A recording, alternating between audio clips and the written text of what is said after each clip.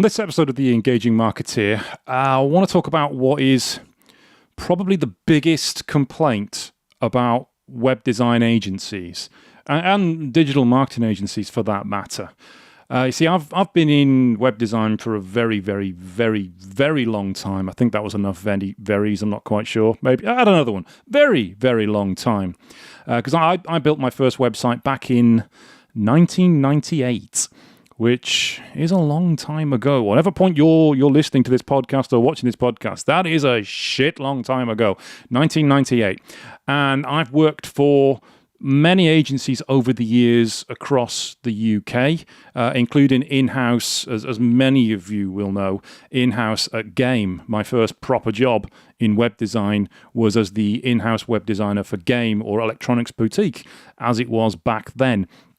And I've worked in these agencies, and many of them have the same, what should I say, the same sort of makeup, the same dynamic. And this is what happens when people start a web design agency. There's a guy who likes building websites, and he wants to go freelance and start his own agency, and he partners up with a mate of his who likes designing websites. And they both get together and form an agency designing websites. And either they're really good at it, or they're okay at it, or whatever the situation is with their individual skill. What they are shit at, and I mean shit, what they are shit at is running businesses, is dealing with sales, is dealing with clients, is dealing with customer service, is managing projects, all of the important stuff to do with the business. They are absolutely shit at it. And they have a go, but it just doesn't work, which means they like doing they like building the websites, they like getting in there with the code or whatever it is that they're building the websites with. But when it comes to actually talking to the clients, they haven't got a freaking clue. So they'll tell a client, oh yeah, we're going to get you this website and it's going to be done, and it's going to be done by a week Thursday, or it's going to be done by the mid-July, or whatever date they give them, because that's what they think the client wants to hear. And of course, that is what the client wants to hear. Yes, your website's going to be done very quickly. What they don't understand is, firstly, a simple premise of over-promise and under-deliver. No, they don't. That's what they do. No, that's not right. What it should be is under-promise and over-deliver. If you're going to have the website ready by, say, next Tuesday, you don't tell the client, we're going to have the website ready for next Tuesday. Because if you hit that target, the client's like, great, you did it, well done, fantastic. If you miss that target, the client's disgusted.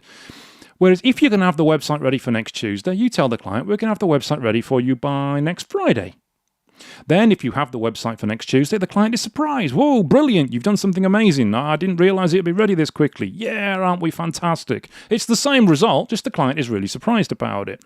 But it's not just about the under-promise and over-deliver thing. It's more about the communication. It's more about letting the client know what is happening when the client needs to know that it is happening. So many agencies, so many web designers, they will do stuff and they won't tell the client. They'll have the design ready, or they'll make some changes on a design, or they'll have a website build and they'll go in and they'll do some stuff, and they won't let the client know they've done it. So as far as the client is concerned, nothing has happened, nothing has progressed, nothing has gone any further. And they'll wonder, what the fuck are these guys doing? They're not doing any work, they're not doing anything. But they are doing it, they just haven't communicated it with the client because they don't understand the importance of communication. Let your clients know what you have done, when you have done it, where you are up to, and they will be happy about it. You can be the worst web designer in the world, and I've met some of them.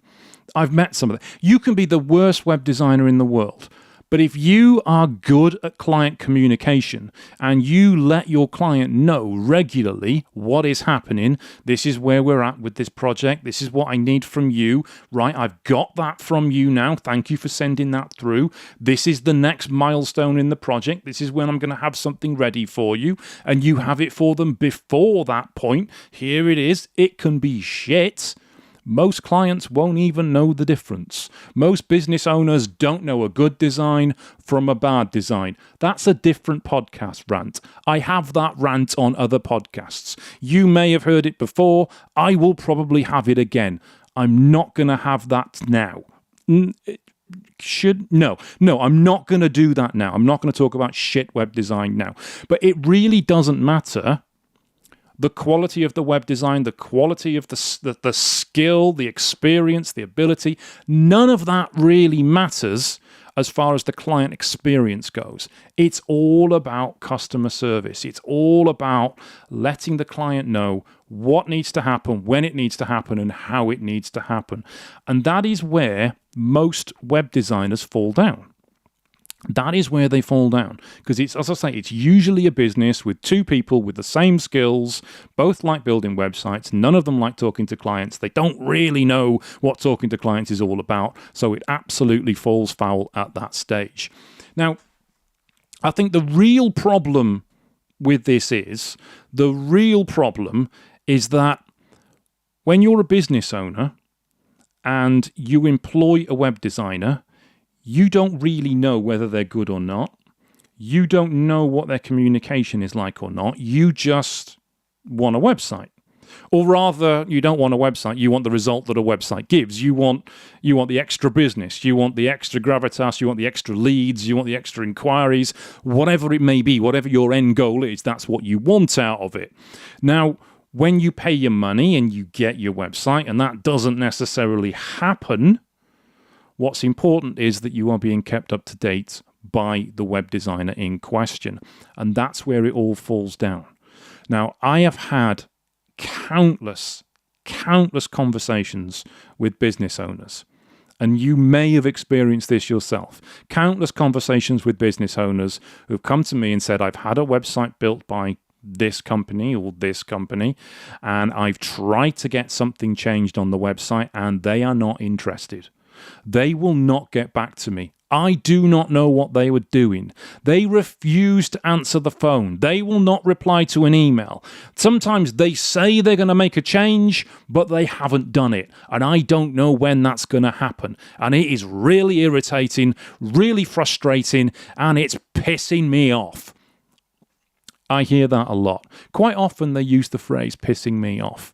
And it always comes down to communication, which is why we try to make sure that everything that we do, every milestone that we have, every stage of a design process is communicated. Our clients are kept up to date at every step. And that's the point of this particular podcast. I'm not promoting our business because sod it, go and use someone else. I don't care.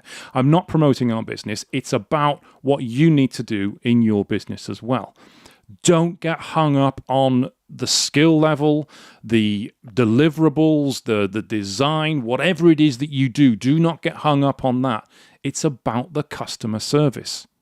It's about the communication. It's about the contacting your clients and letting them know where something is up to and what they can expect and when they can expect it.